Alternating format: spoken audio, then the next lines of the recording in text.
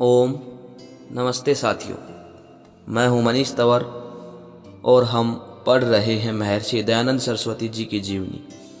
और आज की इस वीडियो में हम पढ़ेंगे पाखंड खंडनी पताका के विषय में। कुंभ से एक माह पूर्व ही 1867 ईस्वी में हरिद्वार पहुंचकर स्वामी जी ने भीमगोड़ा से ऊपर सप्तशत्रोत के समीप अपना डेरा जमा लिया। स्थान खुला था।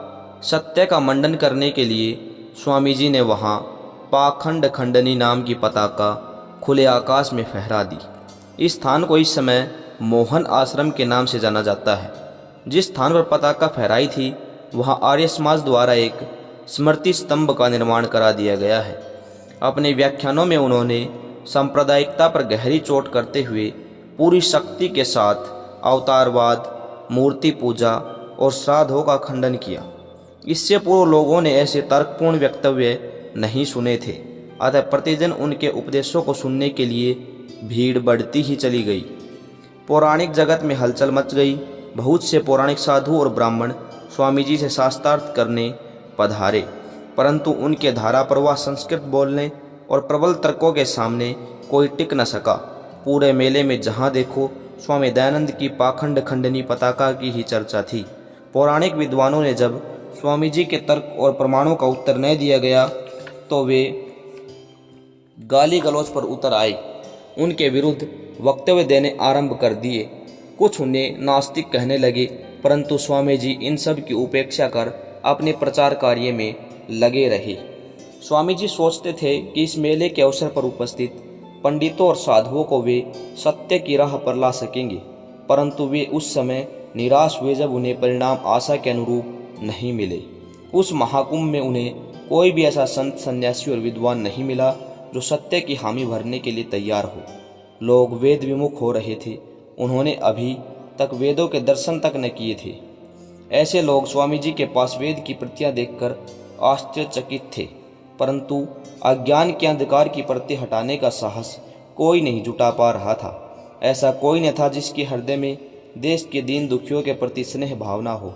स्वामी जी ने देश के अधिकतर भागों में भ्रमण के समय देश की दयनीय अवस्था देखी। परतंत्रता का जीवन जी रहे लोग कंगाली की अवस्था झेलने के लिए विवश थे। स्वामी जी ने अकाल पीड़ित लोगों को मुट्ठी भर अनाज के लिए तरसते देखा।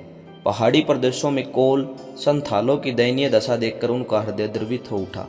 स्वामी जी सोचते थे कि इस मेले में देश भर के साधु सन्यासी और महात्मा एकत्रित होंगे।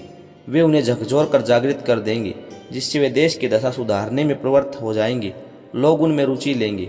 आर्यावर्त अंधविश्वासों और पाखंडों से मुक्त हो अज्ञान के अंधकार से छूट जाएगा, परंतु ऐसा न हो सका। स्वार्थ की परिधि से बाहर निकलकर सोचने के लिए कोई तैयार नहीं था। पाखंडी और ढोंगी उन्हें बहुत मिले, परंतु कोई ऐसा न मिला जो राष्ट्र और धर्म प्रेम में पक्का हो। यद्यपि काफ़ी लोग स्वामी जी के अनुयायी हो गए थे, परंतु स्वामी जी इतने से संतुष्ट न हुए। उन्हें लगा कि इस मार्ग पर चलने के लिए अभी और सतत साधना, तप और त्याग की आवश्यकता है।